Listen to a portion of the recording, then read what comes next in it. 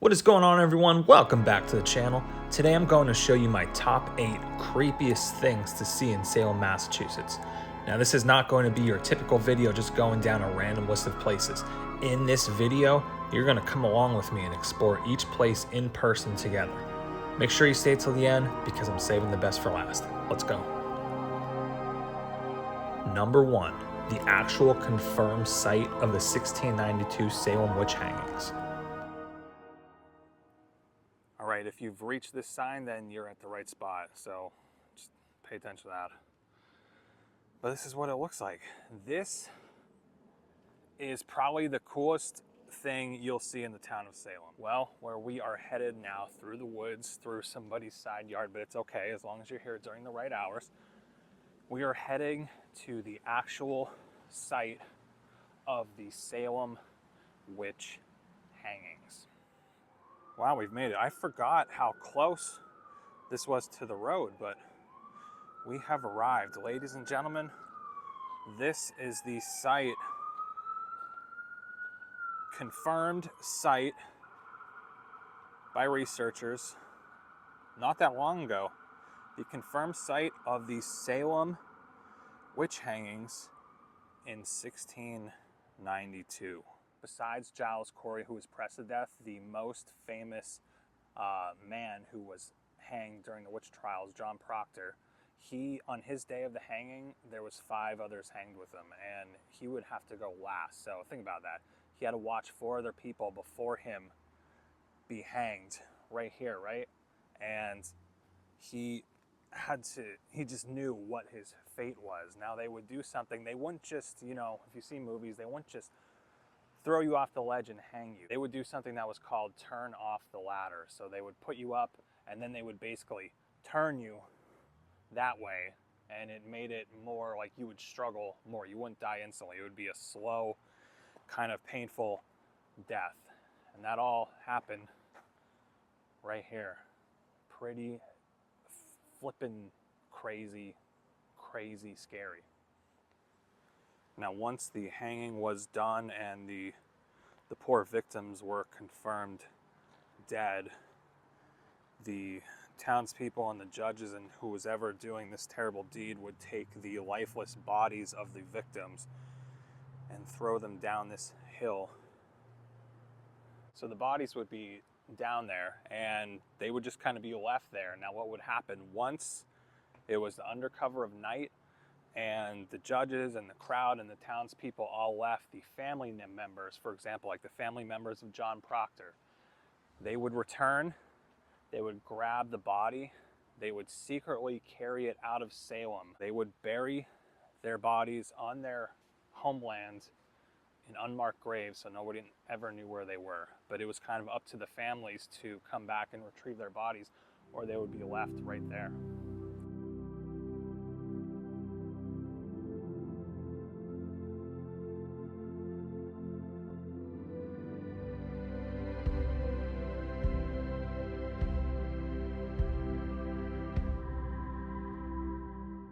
Number 2, the Salem Witch Board Museum. This is the world's only museum dedicated to the history and mystery of the Ouija board, or in the true story of how the board got its name, its influence in movies, as well as stories of murder, suicide, and mysteries surrounding the board.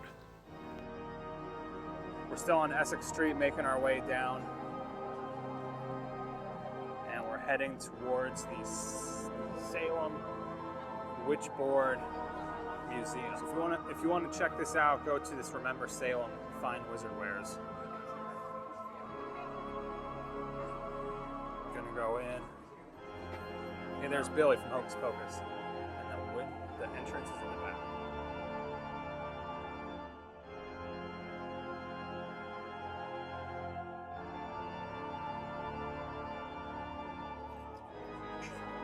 My wife and I love Harry Potter, and we actually like to come in here to check out the Harry Potter stuff.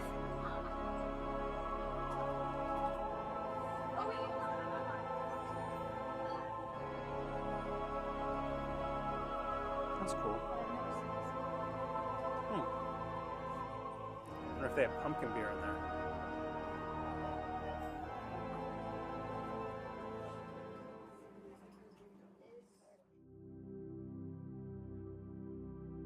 Number 3, the Salem Witch Trials Memorial. Each of this park's 20 stone benches represents a person executed in the 1692 witch trials.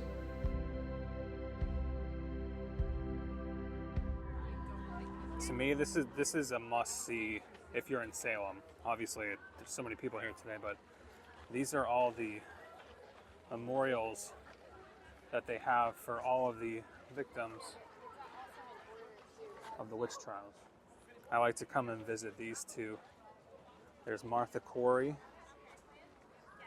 hanged September 22nd, 1692, and then her husband Giles, he was the only one who was pressed to death. I have other videos on him and his land.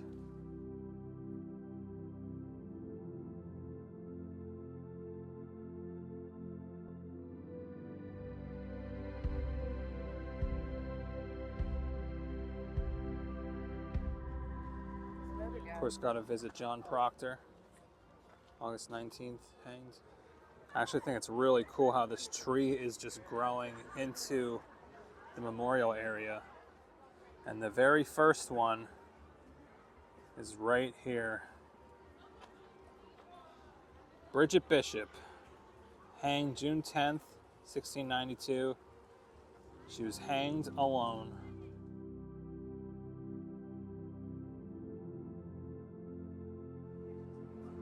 So probably the most famous grave in here would be that of Judge John Hawthorne, who was one of the judges who sentenced the Salem witch trial victims to death. And I have other videos where I show you that grave, but to give you an idea right now, it's right where these group of people are standing. They're all looking at his gravesite right there, Judge John Hawthorne. Number 4, Proctor's Ledge. This memorial is dedicated to those who passed in the witch trials and is at this location for a very specific reason. And we've made it to the Proctor's Ledge Memorial. It was built in, I believe, 2017.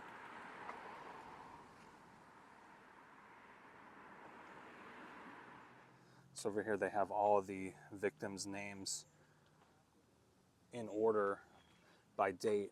So Bridget Bishop went first on June 10th, 1692. Sarah Good, July 19th.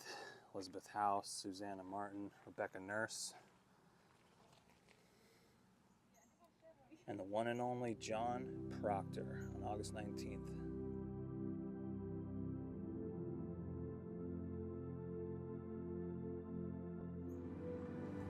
And obviously they have it at this location because where we just were up on the hill is literally right up there. So at the end of the trials in 1692 when it all ended, no one really knows why the girls started having these fits. Till this day, nobody knows why. And by, the whole trials didn't even last a year. And at the end of it, like I was saying earlier too, there was all the proof or anything that happened in the trials was all magically erased and disappeared from time.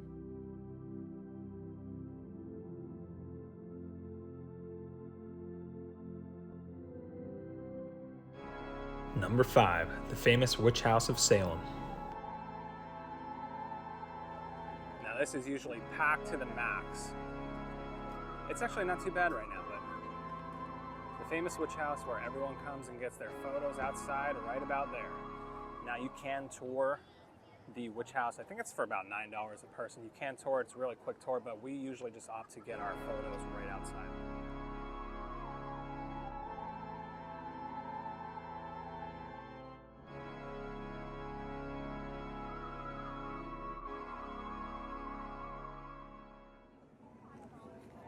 Fun fact, the witch house was the former home of Judge Jonathan Corwin, one of the very few locations still around in Salem with direct ties to the Salem Witch Trials.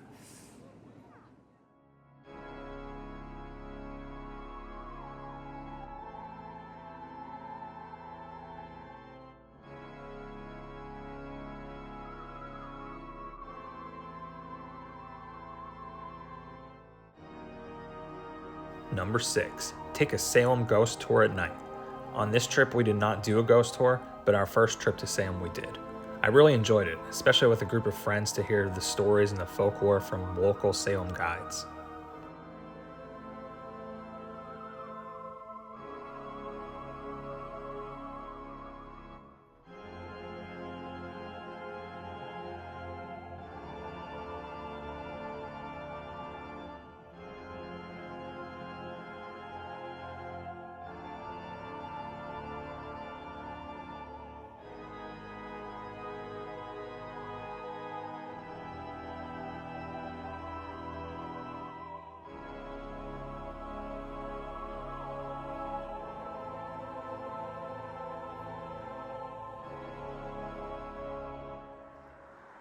Our next location, in my personal opinion, is the creepiest place to visit if you're in Salem, Massachusetts. I'm looking at it right now. It's the Satanic Temple in Salem. Let's go take a look. We have arrived at the Satanic Temple, somewhat church in Salem.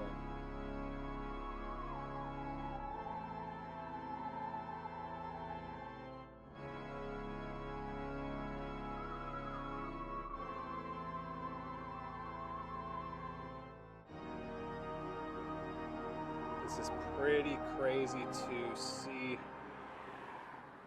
in person. All right, now I'm not sure why. Of the making of this video, it's a Saturday night about 5 p.m. and it's closed. Yeah, it's you can't, obviously. The point of it is to go tour inside, but it's closed. This 100% makes a list of one of the creepiest things to see in Salem.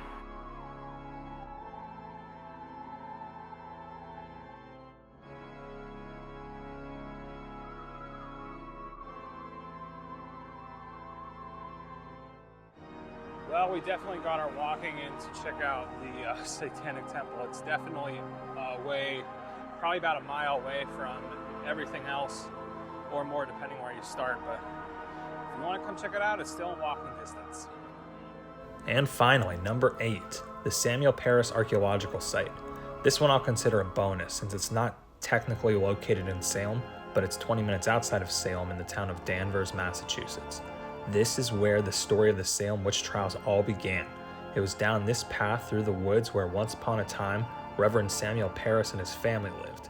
The events that took place here sparked the witch frenzy.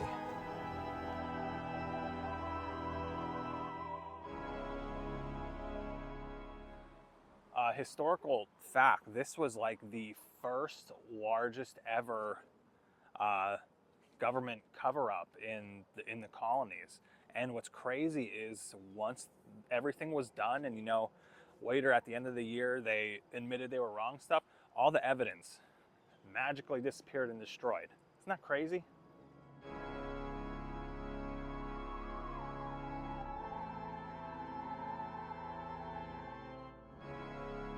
We have arrived. Wow, oh my gosh, this is so cool. It's funny, like you do all this for me, right? You do all this research online and you find these spots and you see the locations and you find any videos that are related to this. So you build up the time that you want to see this and the anticipation, and finally when you're here, it's so cool. 1681 Salem Village Parsonage. In 1681, the Salem Village inhabitants built a home for their minister at this site. Ministers residing here were George Burroughs, of course, accused in 1692 of being a witch and hanged. Crazy. This is what I was looking for right here. It was in this house. In 1692, that Tituba, Reverend Paris' slave, told the girls of the household stories of witchcraft, which nurtured the village witchcraft hysteria and resulted in the deaths of 23 persons. This house was the scene of many incidents during the hysteria and is one of the most important sites in colonial American history. That is so cool.